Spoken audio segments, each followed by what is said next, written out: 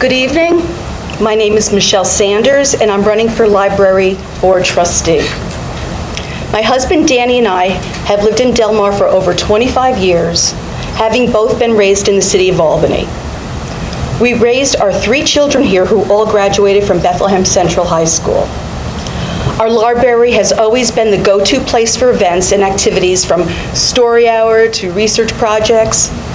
I understand how important the library is to the fabric of our community. Why do I think I would be an asset as a library trustee? I am a business owner in the town of Bethlehem, Breathe Massage Therapy. I am experienced at creating budgets and following through with implementing them. With federal funding for libraries under attack, finding alternative resources to continue the important work of the library will be imperative. Through my volunteer work and growing a successful business in Bethlehem, I have the unique benefit of knowing so many different people and having an understanding of their concerns and expectations. Through my work, people know I can be trusted to address any issue or problem with empathy and responsibility. More than ever, it is important to uphold the values of our public libraries: open access, equal opportunity, and community building. Bethlehem Public Library has so many services that address the need to share digital technology and provide services to its homebound residents. And as it says in the ethics statement for public library trustees, trustees must be prepared to support to the fullest the efforts of librarians in resisting censorship of library materials, programs, and services by groups or individuals. I will fight to maintain those high standards. Please consider voting for me in the May 20th election. I'm number 1 on the ballot. I appreciate all of you and look forward to serving the residents of Bethlehem. Thank you. Hello, my name is Ann Moore, and I have been a Bethlehem resident for 35 years. I am a tremendous supporter of libraries and the personal potential they help people realize every day. In preparing my remarks this evening, I have tried to provide a broad understanding of why I would be a good trustee.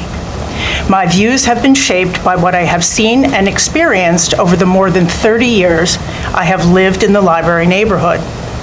If elected to a 5-year term, my goals will evolve to meet the library's future needs after ensuring current issues are rectified.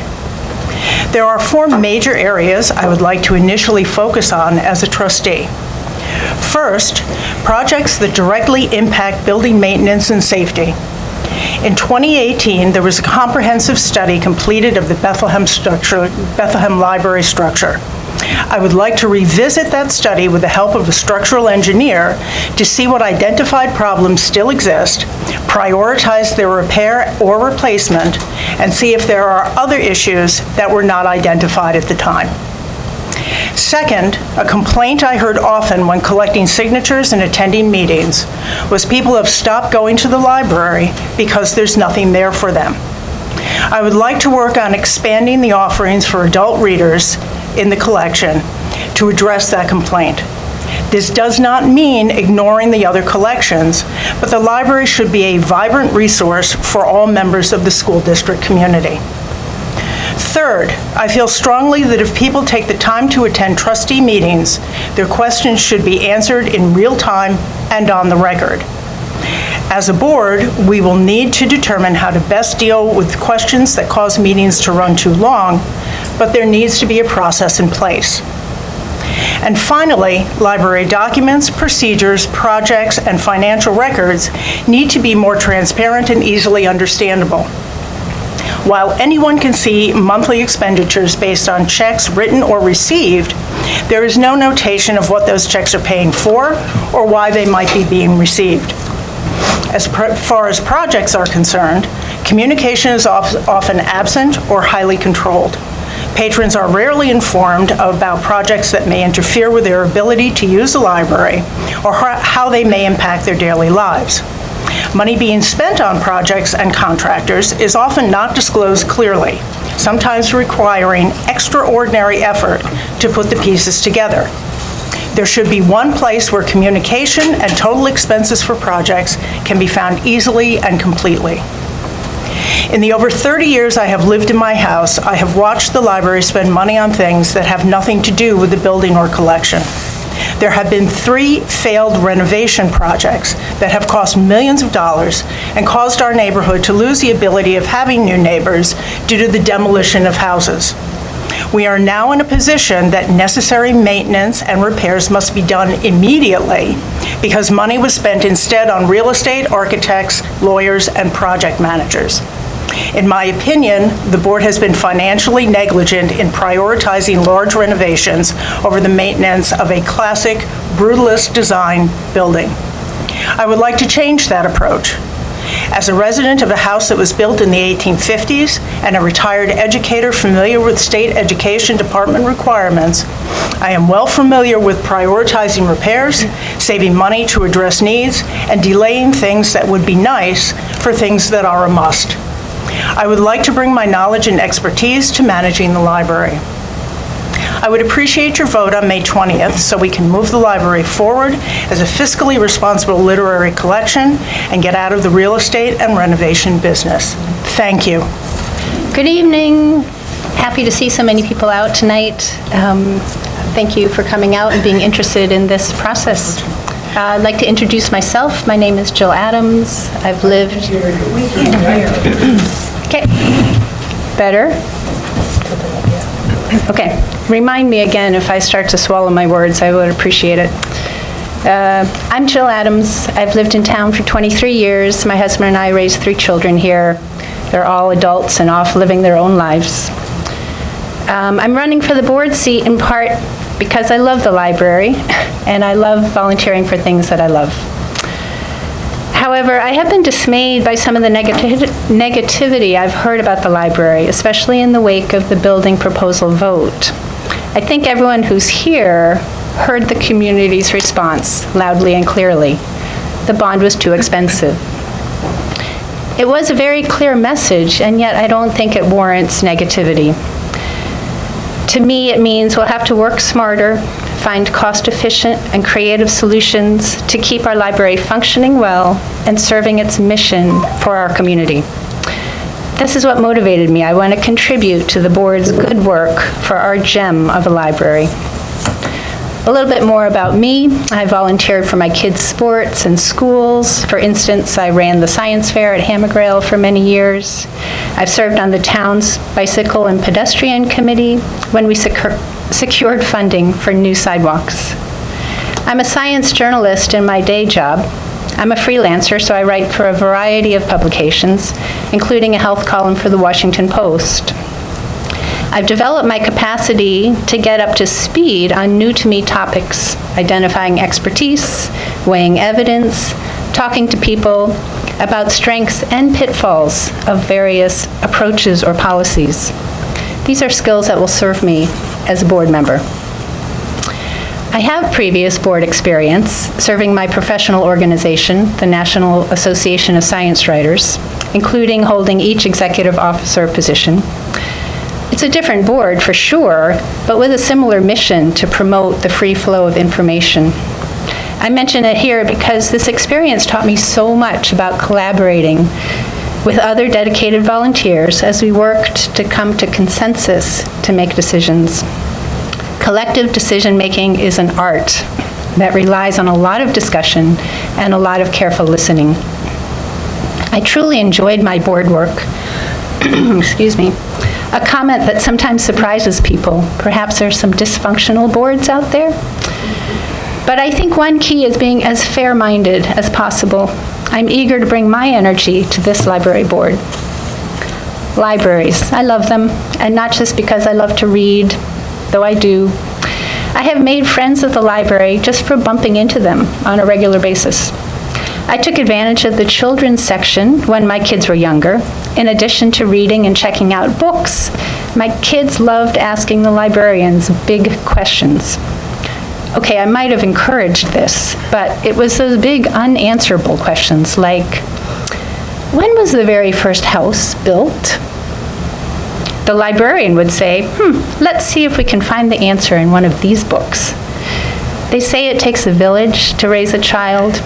The library certainly helped raise mine. Since I announced my candidacy, I've heard from so many friends, both in and out of town, about what they love about their libraries. It's been a heartening reminder of the many ways libraries serve a community. I like to talk about libraries as a public good, a community asset that is free and open to all, and as a valuable third place. Third places are public spaces such as coffee shops, parks, gyms. Why third? Because it follows where we spend most of our time. First place is home, second place is work or school. Third places help foster a true sense of community, and our library is a prime example. I know our library faces challenges, the costs of maintaining the building and the collections, issues around free speech, and staying responsive to the many constituencies 30 seconds. of our community. I would love to have your vote so I can work with my fellow board members to meet those challenges for Bethlehem. All right, good evening, everyone. I'm Laura Devetta, and it has been my honor to serve on the Bethlehem Library Board for the past year and a half. First, I'd like to share a little bit about me and my background. My family has lived in Bethlehem since 2015, but I've lived and worked in the Capital District for 30 years now. I'm a mom to a fifth grader at Hammergrail, and getting our library cards was one of the first things we did when we moved here, and we've enjoyed all the library has to offer since. My career has been in the environmental field, and I worked for state and national nonprofits for almost 20 years before moving to public service. I've been Director of Outdoor Recreation at the New York State Department of Environmental Conservation for 8 years, leading statewide initiatives that promote access for all to nature and the outdoors. If I'm a little weary and windblown, I was outside today all day at Five Rivers giving a presentation over and over again. So the work I do includes everything from communications to event planning to policy development, and also working on multi-million-dollar public projects from design through construction and engaging with many different stakeholders. My years of experience in both government and nonprofits has been important to getting up to speed on library governance. Here in Bethlehem, I've served on the Elm Avenue Park Playground Committee and on the Bicycle and Pedestrian Committee for 6 years, where I listened to residents' concerns and advised the town on safety and improvement efforts. I'm also a founding member of the Hammergrail PTA's IDEA Committee.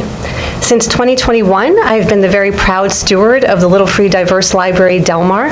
I'm currently a nominee. I don't like to It's weird to tout yourself, but hey, I'm a nominee for the Todd H. Bowl Award for Outstanding Achievement from the National Little Free Library Organization.